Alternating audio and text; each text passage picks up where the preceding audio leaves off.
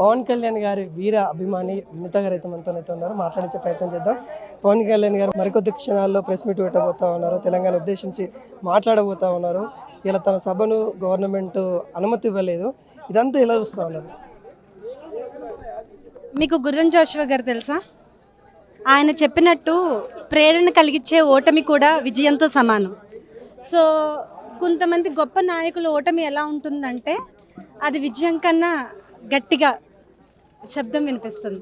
So already ఇది ఆంధ్ర ప్రజలకు తెలుసు, తెలంగాణ ప్రజలు కూడా తెలుసుకుంటారు. ఎందుకంటే పరిపాలనతో పోటీ పడలేక, వ్యక్తిత్వంతో పోటీ పడలేక, అడ్డదారిలో అడ్డకూలుగా ఇలా రాజ్యాంగ ఉల్లంఘన చేస్తూ, అంటే మనకి రాజ్యాంగం ఇచ్చిన హక్కులను, ప్రైమరీ రైట్స్ ఇవి, వీటిని మీరు మరి భారత రాజ్యాంగం భారతదేశంలో ఉంటూ భారత రాజ్యాంగాన్ని ఫాలో అవ్వాల్సిన ఫస్ట్ ప్రయారిటీ మీది. ఎందుకంటే ప్రజల చేత మీరు ఎన్నుకోబడ్డారు. కానీ మీరు ఆ భారత రాజ్యాంగాన్నే హేళన చేస్తున్నట్టు మీరు చేస్తున్న ఈ పనులు ప్రజలు గమనిస్తున్నారు. మాకు అవమానాలు ఇవన్నీ యాక్చువల్లీ గుడ్ సైన్స్. మాకు ఆపడాలు అవమానాలు కొత్త ఏం కాదు. కళ్యాణ్ గారికి ఇవన్నీ బాగా అలవాటైపోయాయి already. We're immune over it, he's immune to it.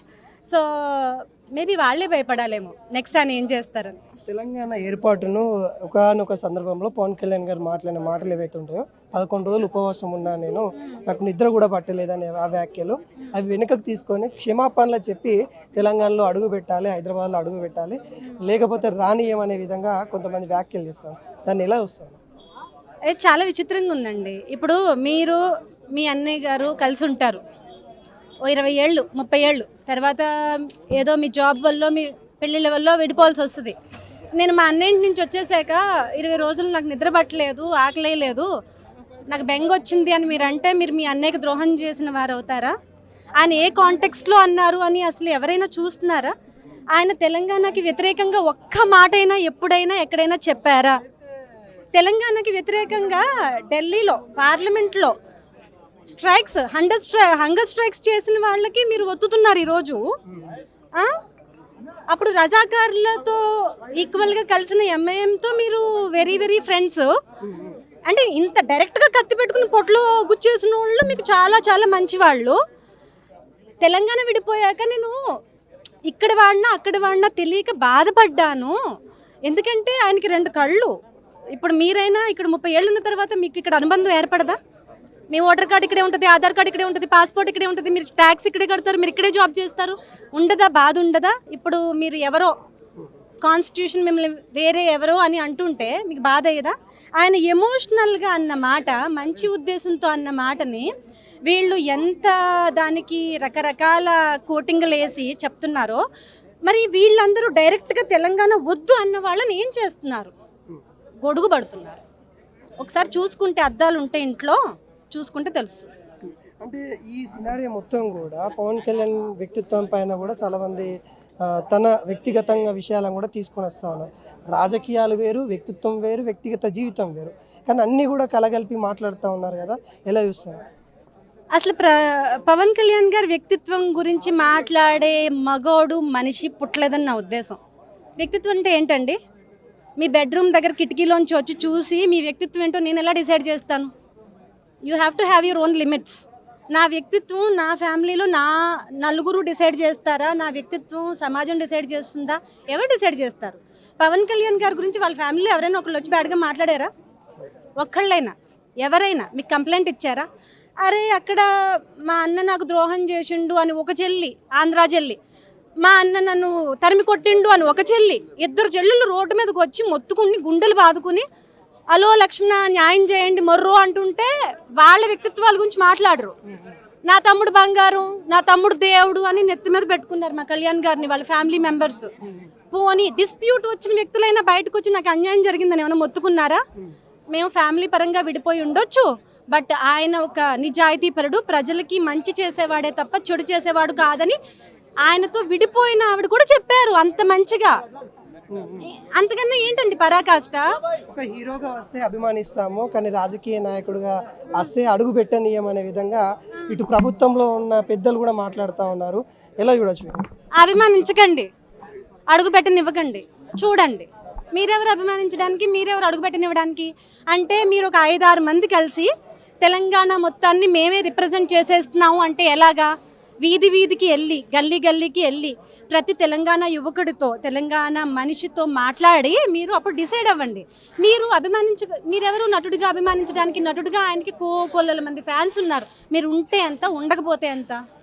మీరు రానివ్వడానికి మీరెవరు? రాజ్యాంగంలో ఉందా తెలంగాణ అనే ఒక ప్రాంతం? లేదా? కొన్ని తెలంగాణకి సెపరేట్ రాజ్యాంగం ఏమైనా రాశారా? అది ఎక్కడైనా ఉందా? మేము చదువుకోవచ్చా? మీరెవరండి రావద్దండానికి? అంటే మీరు పాకిస్తాన్ తాలూకా ఆతంకవాదులు, ఉగ్రవాదులు లాగా ట్రైన్ అవుతున్నారా ఏంటి మైండ్స్? వాళ్ళు ఎలాగూ దేన్ని రెస్పెక్ట్ చేయట్లేదు. చొచ్చుకుని వచ్చి మన మిలిటరీ వాళ్ళని కాల్ చేస్తున్నారు. అడ్డంగా వెళ్ళిన ఊరికి చూడడానికి వెళ్ళిన టూరిస్టులను చంపేస్తున్నారు. పొంగ తెలంగాణ ప్రజల్ని కూడా మీరు అలా తయారు చేద్దాం అనుకుంటున్నారా? పోనీ అలా తయారైపోవడానికి ప్రజలు రెడీగా ఉన్నారనుకుంటున్నారా? ఇప్పుడు తెలంగాణ ప్రజలు బాగా చదువుకున్నారు, తెలివిగా ఉన్నారు. మీరు చెప్పిన బుడబుక్కల వాగుడు నమ్మే ప్రసక్తిలో లేరు. ఇదే అంశాన్ని కూడా తెలంగాణ వాదులు వీళ్ళు కూడా చెప్తా ఉన్నారు. ఆంధ్రప్రదేశ్లో సింగిల్గా పోటీ చేస్తే జనసేనకు వచ్చిన సీట్లన్నీ, తను గెలిచిన సీట్లన్నీ ఇక్కడ కూడా వస్తే ఇక్కడ ఆంధ్ర కంటే ఇప్పుడు తెలివైన వాళ్ళు తెలంగాణ ప్రజలు అంతే పరిస్థితి ఏర్పడుతుంది, కానీ ఇక్కడ ఏం ప్రభావితం చూపించదు. ఏమన్నా ఉంటే నీ రాజధాని బాగు చేసుకోండి, మీ రాజధాని చక్కదిద్దుకోండి. కవిత గారు కూడా మాట్లాడుతూ మీ రాజధానిలో వాటర్ రాకుండా, మీ సీఎం చైర్ కింద వాటర్ రాకుండా చూసుకోండి అన్నట్టుగా వ్యాఖ్యలు చేస్తాం కదా, ఎట్లా వస్తుంది? కాదండి, ఇప్పుడు నేను ఒక స్కామ్ చేసి 1000 కోట్లు డిస్ప్యూట్లో ఉండి ప్రూవ్ అయ్యి జైలుకి వెళ్ళి వచ్చి నేను ఇంకొకరి సీట్ల గురించి మాట్లాడే అర్హత నాకు ఉంది. మీకే అర్థమవుతుంది యాజ్ ఎ జర్నలిస్ట్గా, యాజ్ ఎ రిపోర్టర్గా. ఫస్ట్ ఆఫ్ ఆల్ ఆ మనిషి వ్యక్తిత్వం ఏంటి, ఉనికి ఏంటి, ఔన్నత్యం ఏంటి, మాట్లాడుతున్న మనిషి. ఓకే, కమింగ్ టు సీట్ల కోసం వచ్చి, పవర్ కోసం వచ్చి, పవర్ లేకపోతే అల్లల్లాడిపోయేంత వీక్ పర్సన్ పవన్ కళ్యాణ్ గారు కాదు. పవన్ కళ్యాణ్ గారి స్థానం, ఆయన సీట్లు, ఆయన కుర్చీ మా హృదయాల్లో ఉన్నాయి. చైర్ల కింద వాటర్ వస్తుందేమో, హృదయాల్లోంచి వాటర్ రాదు, రక్తం వస్తుంది. రక్తం చిందించే అభిమానులు ఉన్నారు. ఆయన చైర్ ఎందుకండి? ఆ చెట్టు కింద చాపేసి కూర్చుంటే మేము వచ్చేస్తాము. చైర్లు ఎందుకు ఆయనకి, సీట్లు ఎందుకు ఆయనకి? సీట్లు కావాలనుకున్నవాడు ఇప్పుడు ఆంధ్రాలో ఎంత మంచి చేస్తున్నారు. ఇన్ని సీట్లు వస్తాయేమి, ఇన్ని ప్రాంతాలు అయితేనేమి, ఎలా ఉన్నాయి? మీరు వెళ్ళి ఒక టూర్ వేసి రండి, చూసి రండి, కెమెరాలు పట్టుకెళ్ళి, మైకులు పట్టుకెళ్ళి మాట్లాడి రండి. చిరంజీవిని ఇంటికి పంపించిన వాళ్ళం, వాళ్ళ అన్నని ఇంటికి పంపించిన వాళ్ళం, పవన్ కళ్యాణ్ మాకు పెద్ద ఏం లెక్క కాదన్నట్టు కూడా ఘాటుగా వ్యాఖ్యలు వస్తున్నాయి. చిరంజీవి గారిని ఎక్కడ పంపించారు? అంటే ఆయన పార్టీ పెట్టినప్పుడు ఇంటికి వెళ్ళిపోయారు కదా, రాజకీయాల్లోకి. ఎక్కడికి వెళ్ళిపోయారు? ఆయన వెళ్ళిపోలేదు. ఆయన కాంగ్రెస్లో ఉన్నారు, చాలా అద్భుతంగా కాంగ్రెస్లో ఆయన ఒక మంచి పొజిషన్లో ఉన్నారు, పదవిలో ఉన్నారు. ఆయన ఎవరు ఎక్కడికి ఇంటికి పంపించారు ఏమో మరి, నేనైతే వినలేదు ఇంటికి వెళ్ళిపోయినట్టు. అంటే పార్టీ అనేది కూడా కాంగ్రెస్లో విలీనం చేసి, అది ఎవరి పర్సనల్ చాయిస్ అండి. ఇప్పుడు మన ఇద్దరం ఒక అమ్మ కడుపును పుట్టడం మన నిర్ణయం కాదు, కలిసి పెరుగుతాం.